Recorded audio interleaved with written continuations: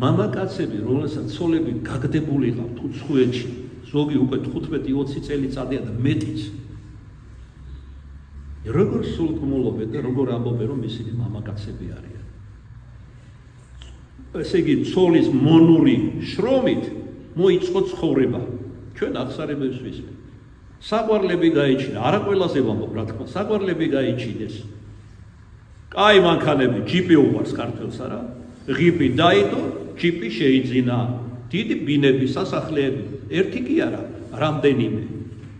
როგორ იწინებს ესეთი ადამიანი? და სინდის როგორ არ უსმენს? და დედას მე ვიცი, აი ორი საიმაგალითი ჩვენი პრეზიდენტ ეხვეწებოდა ქმარს და შვილებს, რომ დაბრუნება უნდა და ლანცხავდნენ და აგინებდნენ კიდეც. იმიტომ რომ თუ დედა დაბრუნდება, ამდენი ლოგიკური აზროვნების უნარი შერჩა. ესე იგი, შვილებს მატერიალურად გაუჭირდეთ. ამიტომ იქ უნდა იყოს. და მეღამი რეკავდა და ტიროდა. და დავიბარა ერთი მათგანი და სინდისე შევაგდე ნამუსე.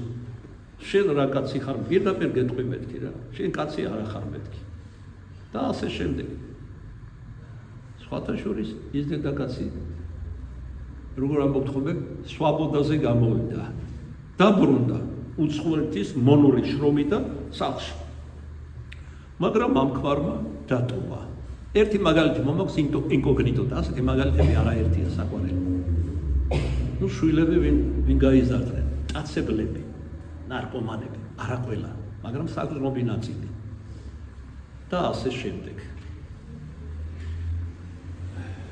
როგორც პატრიარქმა უთხრა ისრაელში მყოფ ქართველებს, წმინდა გიორგის დედის სამშობლოში, ლუდიაში ვიყავით, წმინდა გიორგის ტაძართან მიდექით, სადაც მისი სხეულის დიდი ნაწილია დასვენებული ამ ეკლესიაში. ტირილით მოვიდნენ პატრიარქთან, დაალოცა, მოეფერა ყველას და მე მუთხრა, რას აპირებთ სამშობლოში არ დაბრუნდებით, სახე შეეცვალათ, მოიღრუბლა ყველა, გარდისდნენ კიდეც პატრიარქს.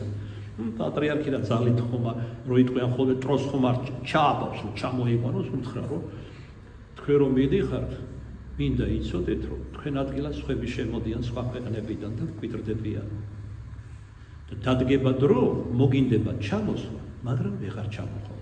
აი ეხლა ხას იყო პატარა ჟურნალი, საამისო, ომი რო დაიწყო, როგორ ტიროდნენ და იხვეწებდნენ საქართველოში ჩამოყვანას, როგორც იყო მოახერხა და საელჩო საქართველოს ისრაელში ერთი თვითმფრინავი ქართველი, ერთი თვითმფრინავი კი უამრავი არიან იქაც და სხვაგანაც ქართველები.